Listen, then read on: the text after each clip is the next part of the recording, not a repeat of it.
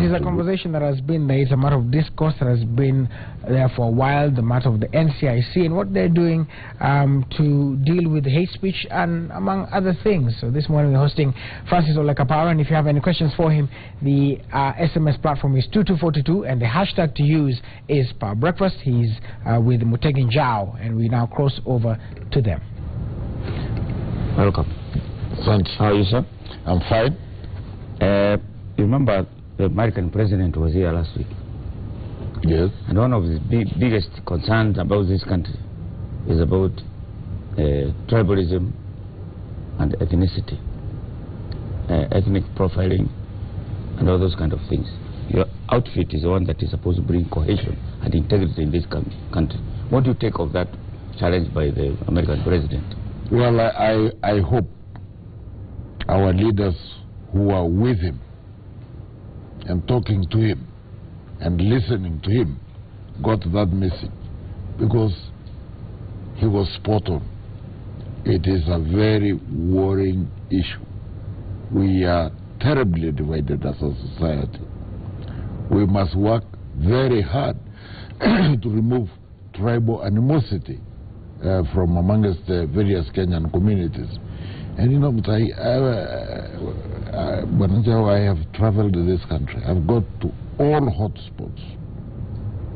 Call it Mandera, Moyale, Turkana, Samburu, Isiolo, Baringo, Little Laikipia, Nandi and Kakamega.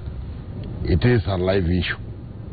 And you know, it's so monumental that my organization or myself alone cannot deal with it.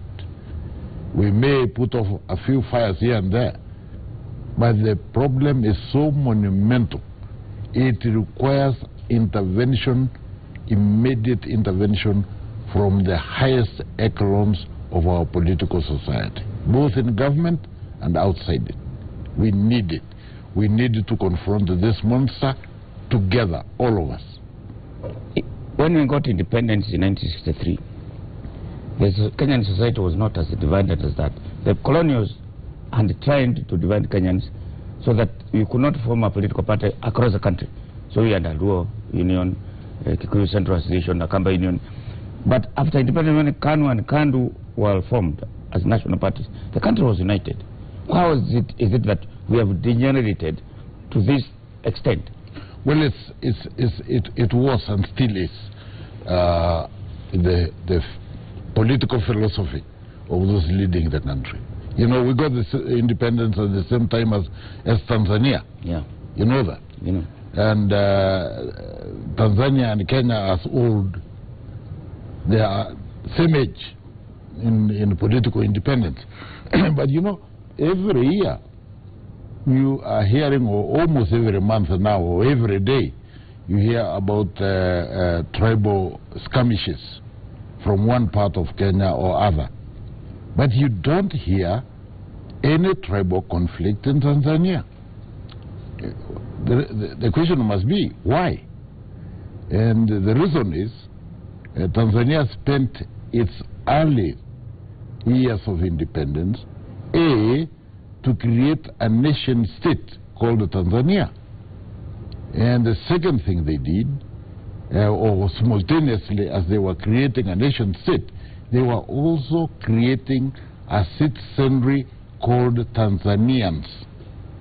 And that citizenry called Tanzanians, they provided with a unifying language called Kiswahili.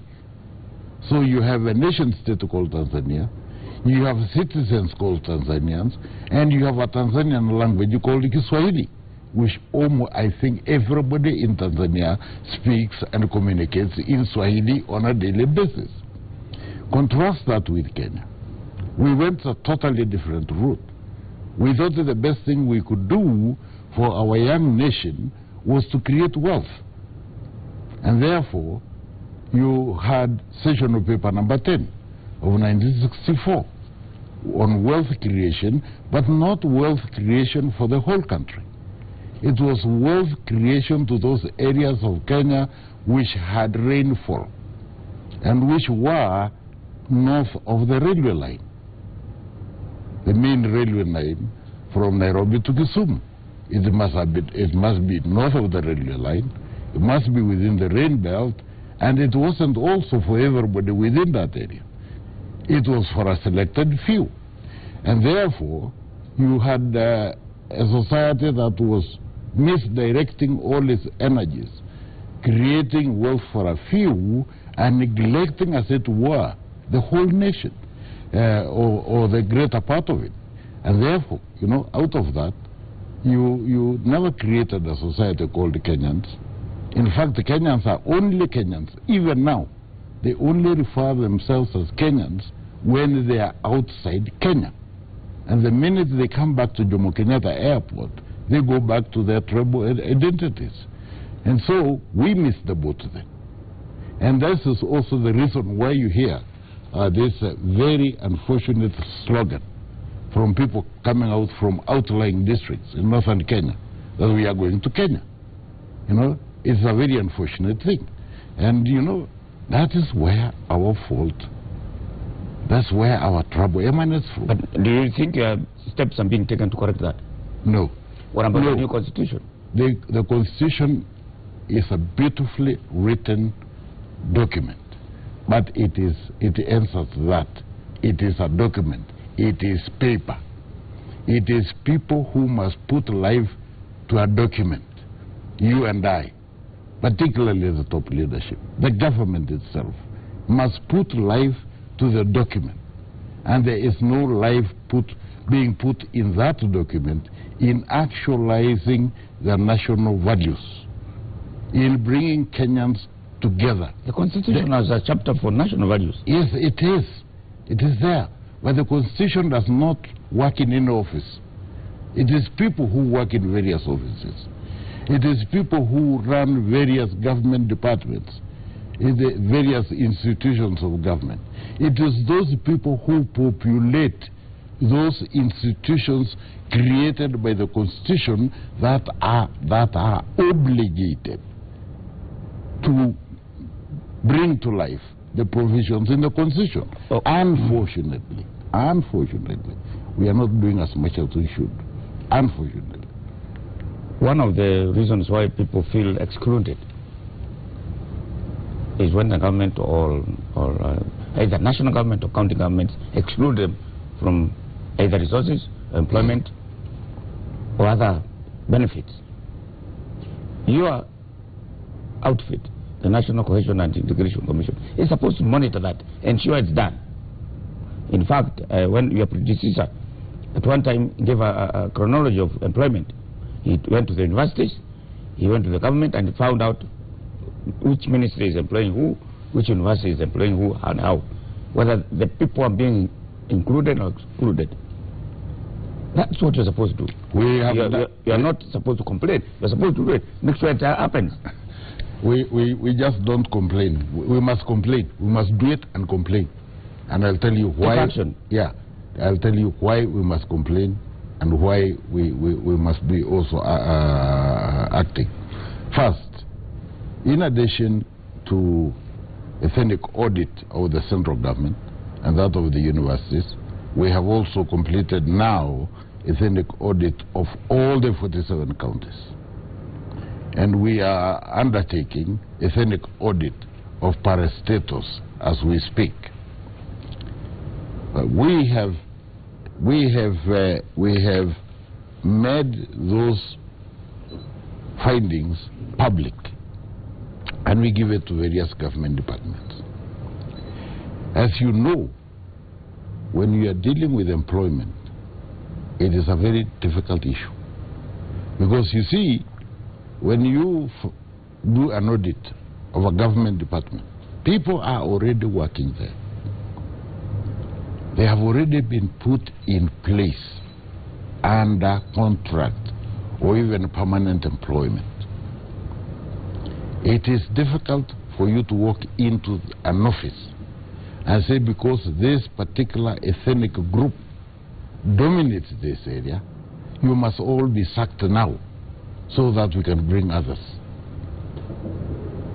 You know, you cannot do an arbitrary thing like that, because they too those who are already in place, they too enjoy rights as other Kenyans, the right to work, the right to be employed, and you cannot walk in and say, go away. Okay. What you do is bring to the attention of that government entity or that department the fact that you have broken the law.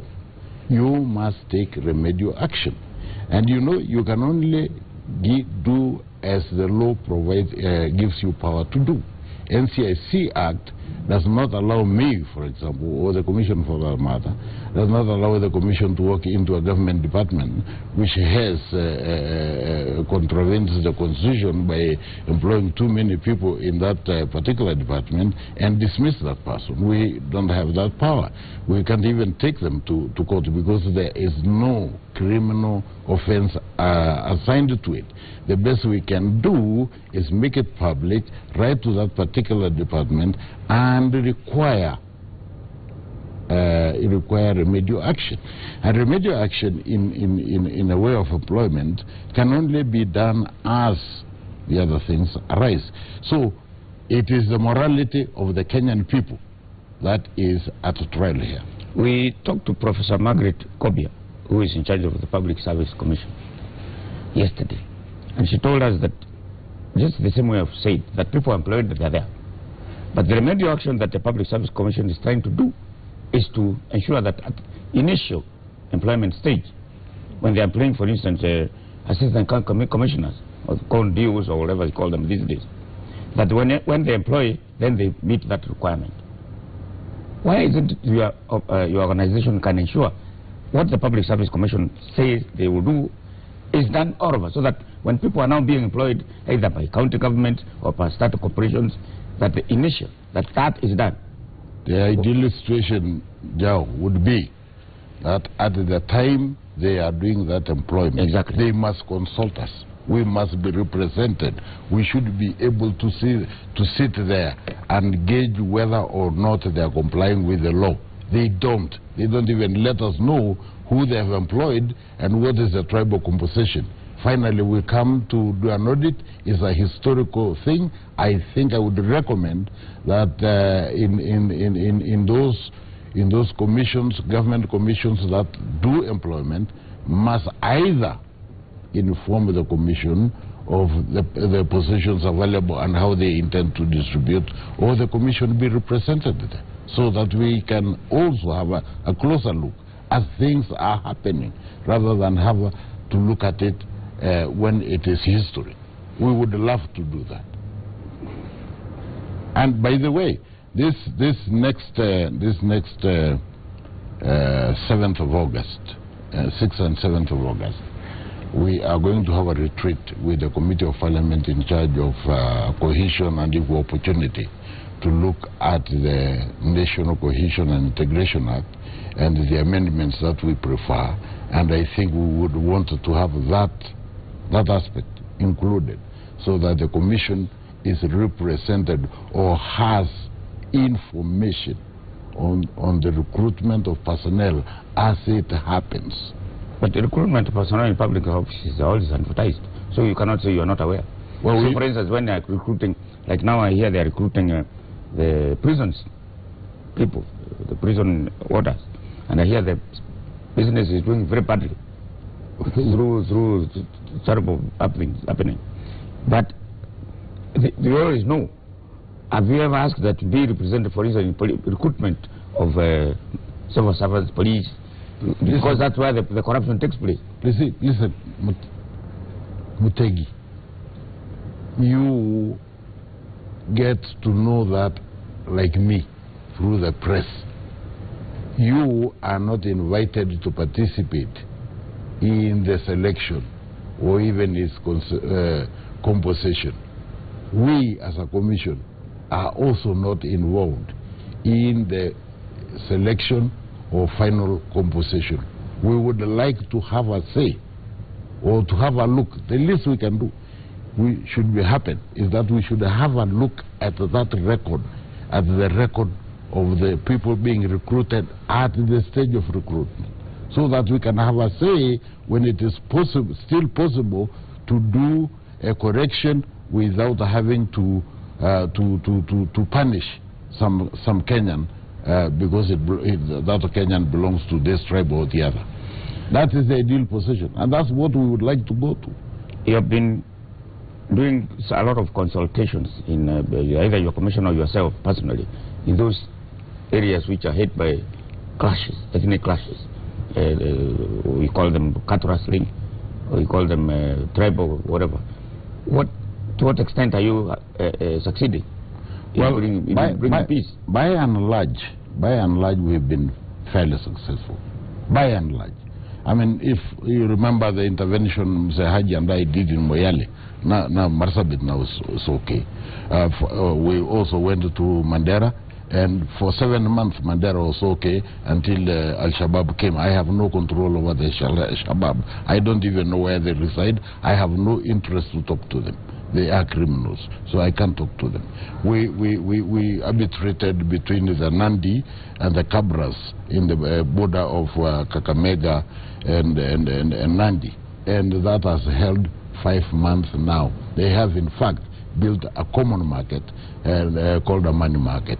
We did also arbitrate recently the very long-standing and dangerous conflict that has been there between the Samburu in Baragoi and the Turkana in Baragoi, and so far is holding. The same thing happened with the conflict between the Turkana again and the Samburu in Isiolo.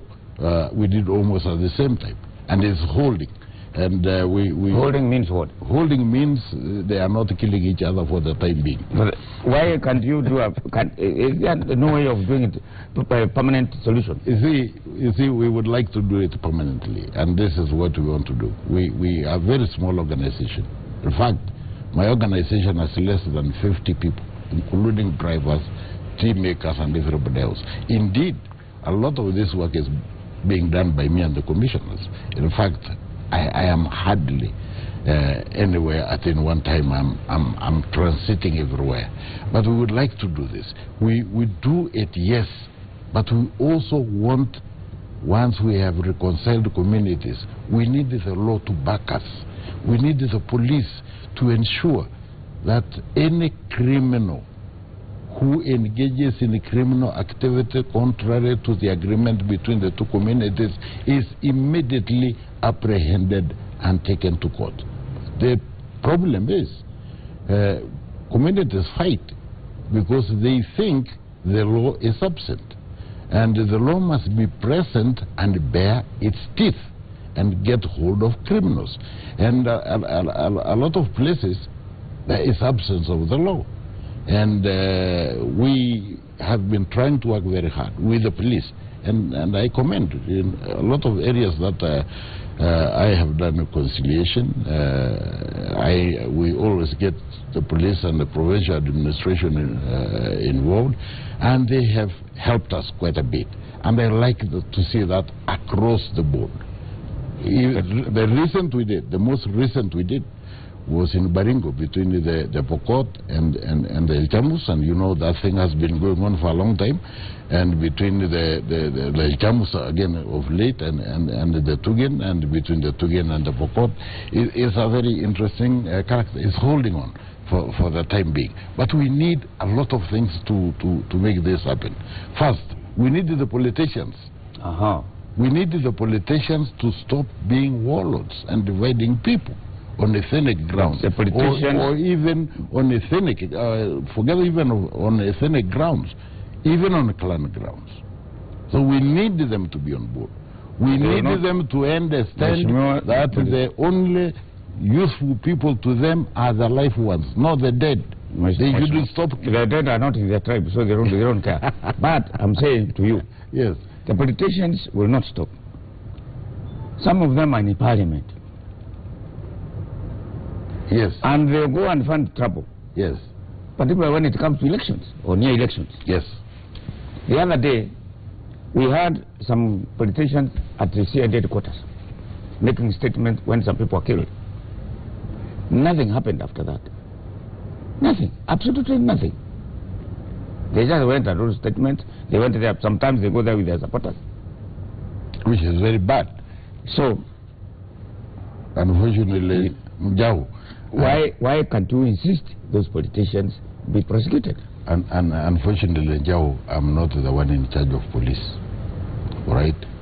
You're not the DPP either. I'm not the DPP either. And can you say, give me evidence that you have written to the DPP after meeting, or the police inspector general, that you have written to them saying, I know so and so was involved, because you've been in the area. Yes. And I know this flare-up came up on this particular day when this politician was there and addressed the people, they went fighting.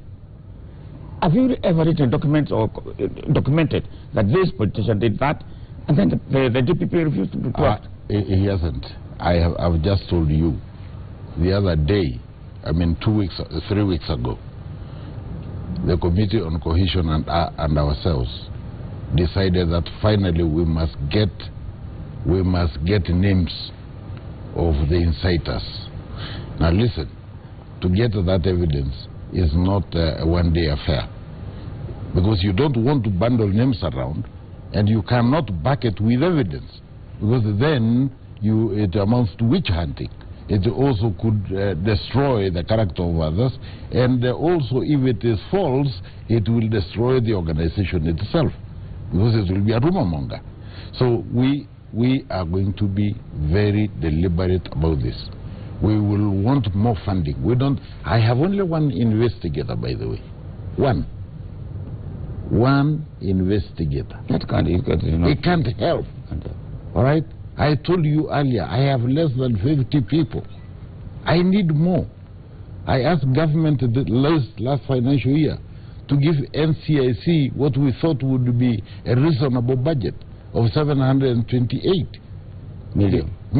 Initially, it was proposed to be 131, but the committees of parliament increased it to 300 million. It's not even half what we wanted. You know, previous to that also, donors were helping NCIC with funding. Now they have also, you know, there's something called donor fatigue. So they have also withdrawn quite a lot of funding, you know, reduced to almost less than 100 million a year. So, you know, we have monumental problems, even as an organization, to do what has to be done. And yes, it must be done. We try the best we can, given the limitations we have, to do what we have done so far.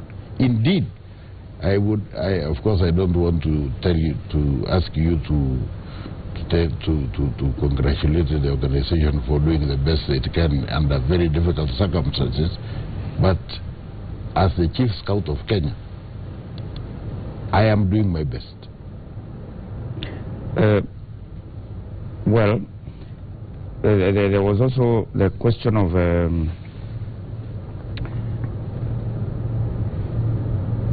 hate speech. Apart from that type of business of talking politics in the villages, politicians who make inflammatory statements either in parliament or outside parliament,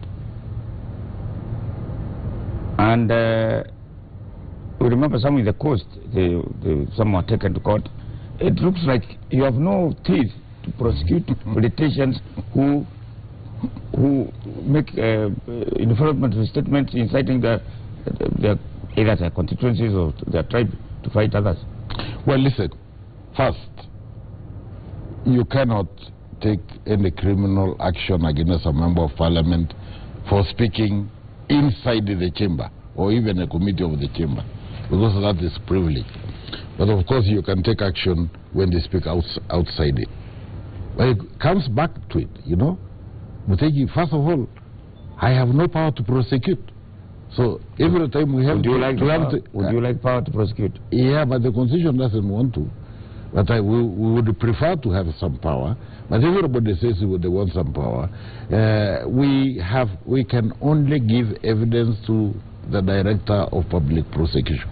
I believe also, when we have been able to give that evidence to the Director of Public Prosecution, they have prosecuted. We have a myriad of problems. First, we have a problem of personnel. Number two, we have a problem that once somebody is charged, it becomes a court issue. We have no control over the work of the judiciary. They can take forever. We cannot go and complain to them that you are taking forever. Indeed, I made an unusual step the other day. I wrote to the Chief Justice asking that cases of that nature should be speeded up. I did also write, in fact, to the police about a particular politician who was making very dangerous statements, and asked them to take action.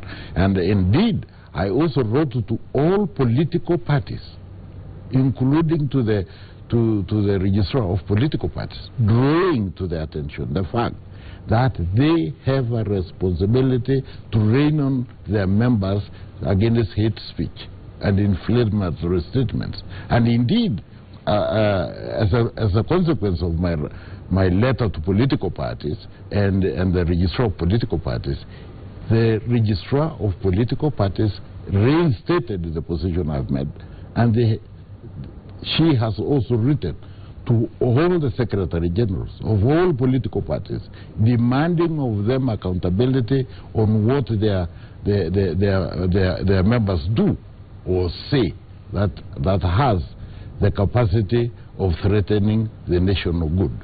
And I commend her for that. And I also would like to take this opportunity to commend the TNA, because as a result of that writing, I saw in the press that one of their members who was errant, and they say they were investigating with a view to taking disciplinary action. This is how it should be. Bringing a cohesive nation, an integrated nation, bringing discipline to the country cannot be the business of one person or one institution. It must be a collective job, including your own organization, the press. You shouldn't also be giving airtime to people who incite others against other communities. You should give them a blackout. Okay, let's hear what our viewers are saying. One of them is saying that there are peace committees in every country, yes, in every county. Indeed. Are they funded? No, they are not. They are, in fact, I have referred to them on occasion as orphans. I would like to take them on board if the organization is also funded. Indeed, they do a wonderful job.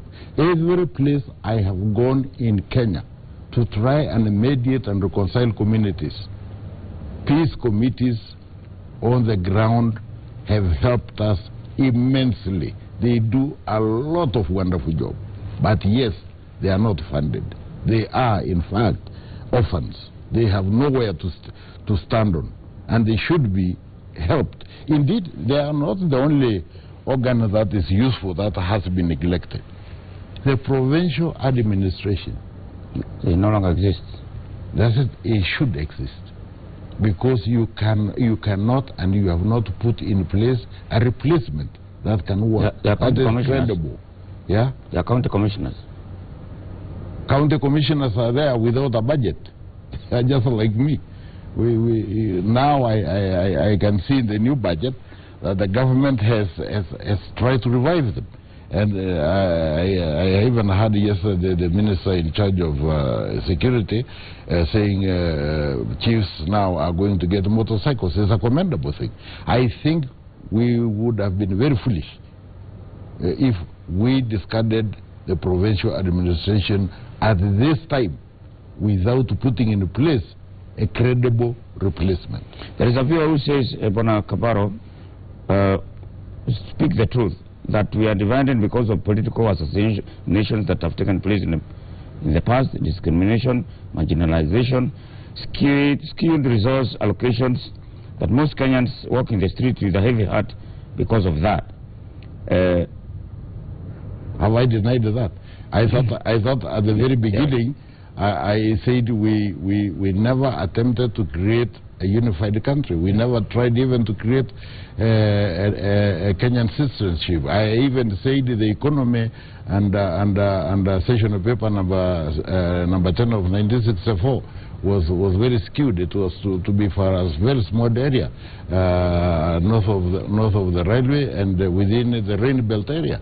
I mean, there's really nothing you want me to be more honest than I have. David Masharia from Mabuya says he appreciates the work that you are doing. It is the political class that is frustrating you because of their primitive ideas, and they thrive in tribal environment. And that's what Obama was saying. They mobilize the tribesmen for elected positions. Let me even be more blunt, at the risk of being hated, but I don't mind being hated if I speak the truth. The political class in Kenya treated their communities as political merchandise to be brought at the table every election year. And because of that, they wouldn't like to destroy that political merchandise. It's a trade. Okay. There is a lot of hate speech in the social media. What is your... And they also, unfortunately, in vernacular radio stations. Some of them do a lot of stereotyping. Maybe sometimes it's a joke, but they joke about tribes and the ethnicity, which is not very inclusive. I don't know whether you are monitoring that and how what you can do about it. I know. I am very aware, absolutely aware of the hate speech, not just in vernacular, but even on the mainstream social media, on Twitter, on Facebook, yeah, on WhatsApp. I know of all those. But I told you I have one investigator. You know, I gave gadgets even on hate speech to every police station in Kenya. And you know what happened? All those officers that we trained 1,200 policemen to detect hate speech and apprehend the hate mongers. What happened is, finally they were all transferred to various positions. Now my problem is trying to locate where the gadgets are. And I have talked to the director of criminal investigation. He has promised me to collect all of them. Now we have to do again another training. And I'm going to ask the police commanders, wherever they are, that those we have trained, maybe we should know in advance when they are going to transfer an officer who is trained on hate speech, so that we can train a replacement.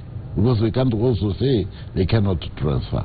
But you know, it must be a coordinated effort between us and all other arms of government. And this is where sometimes we go wrong.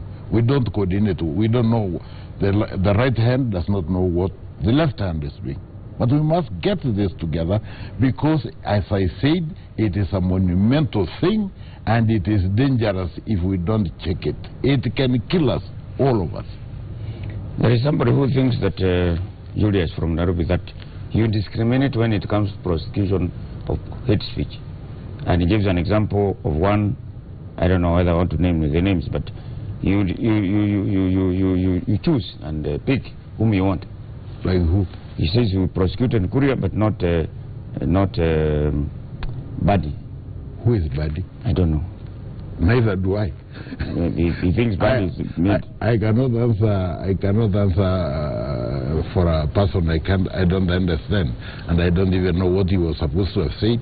But you see, where we can, and where there has been a complaint, we attempt to prosecute. And we also, in addition to prosecuting, we also reconcile. Let's not forget that the main job of our commission is not to replace the Inspector General. Our main mandate is to reconcile Kenyans. And reconciliation does not mean creating a huge prison where you put everybody. You must reconcile, and where it is not possible, then you can deal with those few. You have a strategic... But our first port of call is reconciliation. You have a strategic plan? Yes, we do. Until 2020. What is our major priority? Our major priority, first of all, in the short term, is what do we do to go through the next election without violence. Because that is 2017. 2017. Yeah. Because it is already with us now. Yeah. It has come. Next year will be election time. In fact, all indications are that is really going to be quite hot. So that is our main In focus. fact, some political parties have alluded to the fact that they might boycott It's very unfortunate if they do. But I think we must talk to each other. They must know, they must say what is it that is making them to boycott. And, you know, the Kenyan society must learn to speak to itself, not at itself. This is our major malaise. But you must give credit to the opposition court. They asked Jubilee for a discussion, and Jubilee refused. Well, I don't speak for either of the parties.